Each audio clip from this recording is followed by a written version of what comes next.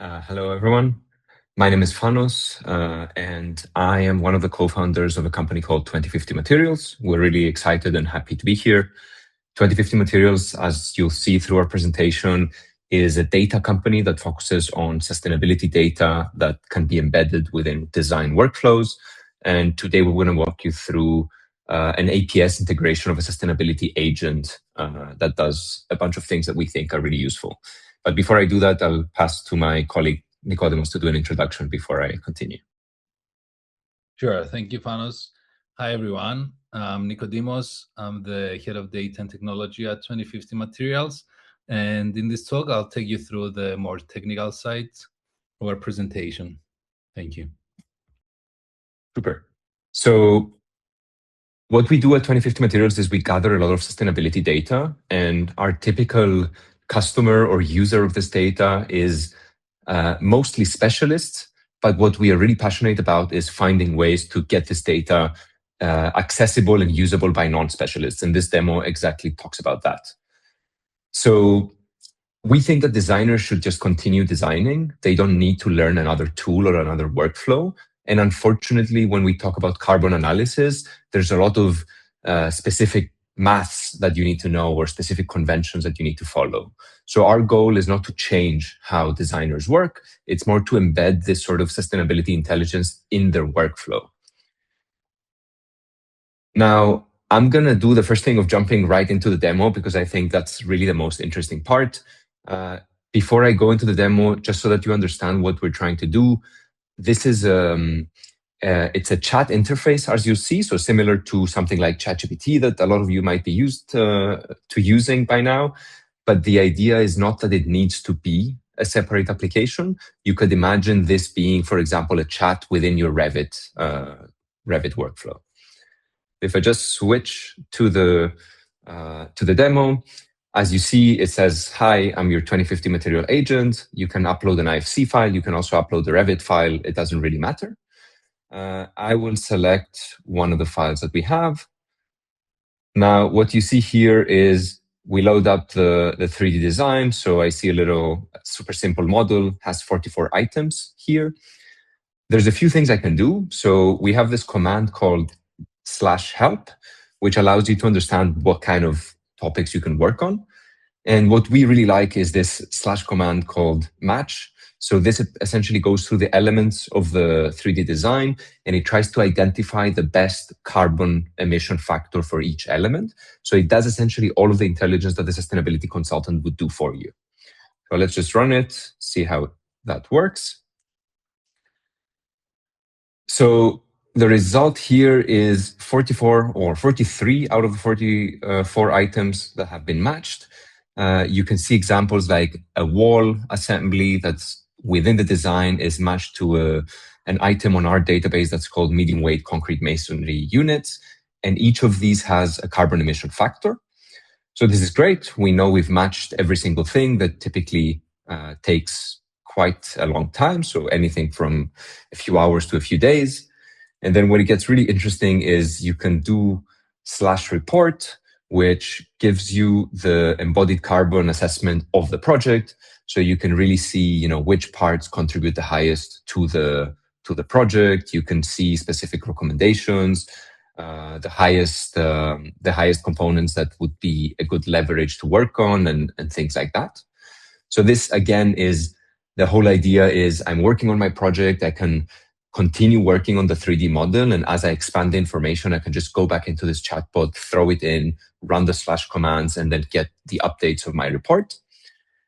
And another final command I want to show, which I think is really nice, is I can generate template emails for my team, which take into account the carbon calculation that has happened and then turn them into something I can send my team as a recommendation on what to work on.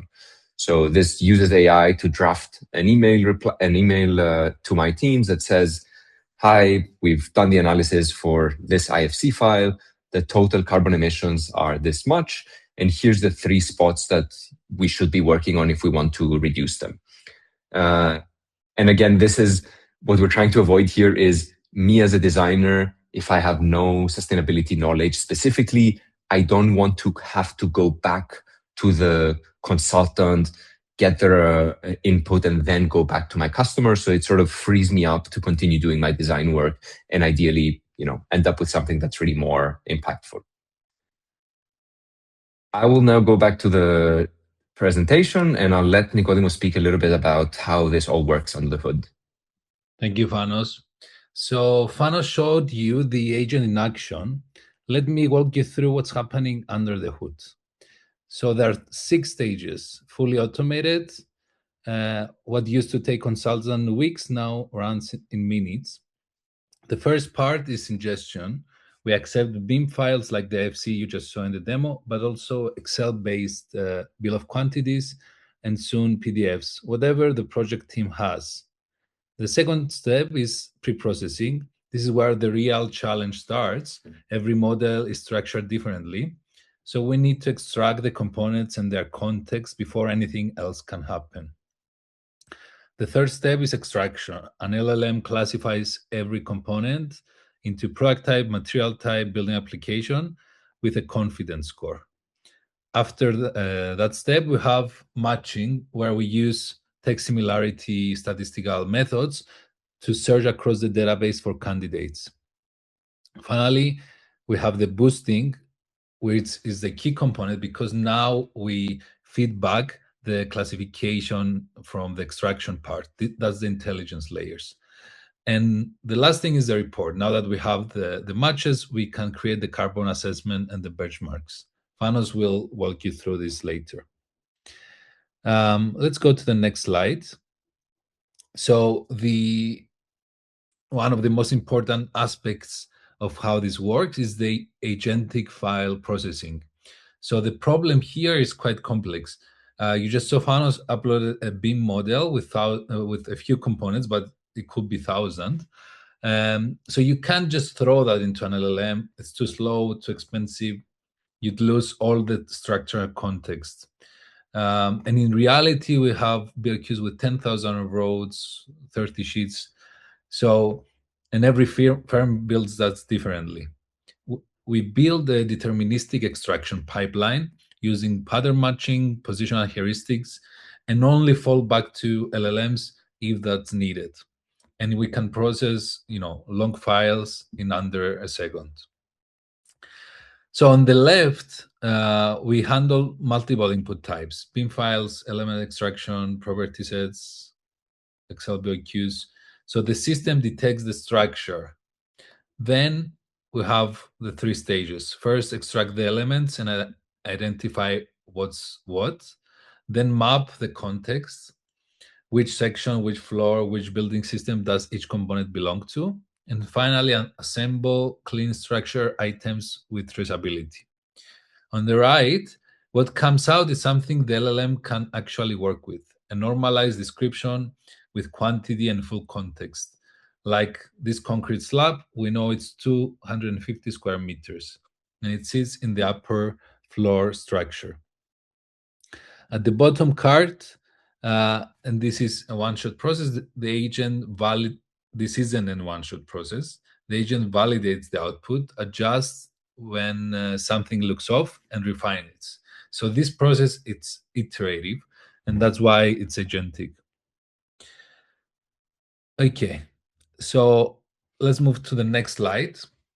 So let's talk a little bit about material intelligence. This is the core intelligence loop. Let me walk you through it with a real example. So let's say we start with a raw description from a BIM file saying 150 millimeters thick reinforcement concrete floor slab, C3037. The LLM does 3 things. First, it cleans up the name and generates an optimized search query. That's what actually gets sent to the matching engine. Then the second, it classifies this into product type, concrete slab with 0.85 confidence, material is concrete with 95% confidence, building application is floors. These are independent probabilities. The model can be confident about the material, but uncertain about the product type, for example. Third, it extracts any explicit technical specs, for example, the thickness, the strength class, and this is a sparse process. Finally, the match box. The search query goes to the text similarity matching across our full database and gets a raw score, in this case 0.72. Now we combine the match score with the classification using boosting. Here, all the classification metadata feeds back into the boosting step. If the building application matches, if the material type aligns, each one lifts the score so that from 0.72 it goes to 0.94. So we are very confident that this is the proper match. So you can see the bottom with the bars, the effect of the boosting. The biggest lifts are when the description is vague, but the classification context is strong. And let's move to the last slide. Okay. Why agentic workflows? Why not the single pass matching? Why doesn't that work? So for simple components, it's easy. For example, if it's concrete C3037, you can look straight to the database and done. But then we have more complex cases. We have items that are composites. A wall is not a material. There's metal studs plus plasterboard plus insulation. You have to decompose it into 3 separate matches. Context dependent. The same insulation means completely different products depending on whether it's an external wall or an internal wall. So the context is vital here. So closing, we're building this because the problem demands it. Construction data is genuinely very messy. So every component needs a different approach. And with that, I'll hand back to Fanos to show you what happens with the carbon numbers. Super, thank you. So again, when we talk about carbon assessments, the current process is not what we think needs to happen long term, and hence the work that we're doing around agentic workflows, hence also the explanation of this demo and all of the stuff that that Nicodemus presented. So the whole theory behind this whole presentation, as well as the demo that we showed, is that we want to move away from the old narrative where we have a sustainability consultant that needs to be trained in a very specific tool where they receive project information, they go into a room, they spend a couple of weeks and come back with a report, to something where this process of processing project data and mapping it to the relevant data points and then interpreting that information happens on the fly during the design process. Now, besides dropping consultant costs, which probably all projects could benefit from, what this does long-term is something much bigger. So it allows us to make decisions that lead to better carbon emissions on our projects without actually having to wait too long. Because often what happens with the consultants is the fact that we've waited a couple of weeks for this report and assessment essentially means that the project has moved on. So a lot of decisions have already been locked in, and even if we know what we need to do to reduce emissions, we might not be able to do them anymore. Whereas if you integrate this intelligence within the design workflow, then there's a much higher chance of being able to move faster and make decisions that actually lead to better outcomes. Now, where we are today, Nicodemus presented briefly where we are. So we have an IFC upload and a 3D viewer. We normalize, and we have these agents that do matching based on the large data sets that we provide.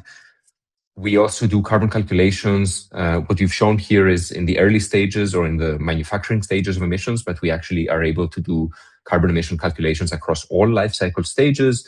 And then we have some interactive charts, an AI chat that you can talk to, and some PDF reports.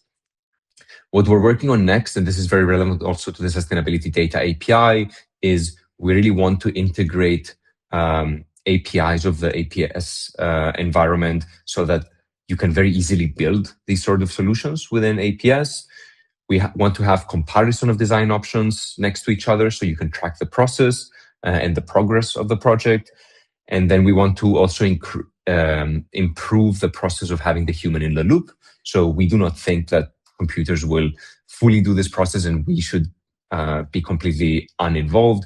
So we are working on finding ways of figuring out where, as humans, we need to be involved in the process to really understand and be helped, basically, to make better decisions here. The closing statement I would do is our goal, as I said in the beginning, is every designer that's working on Autodesk solutions or even elsewhere for that matter should be able to deliver low carbon projects. We think they should be able to do that without being a sustainability specialist, without necessarily having a team of consultants on the side. And we are super bullish on using AI and structured data to make it possible. I hope this demo was kind of an example of that. Thank you very much. Really happy to take any questions, and thanks again for having us.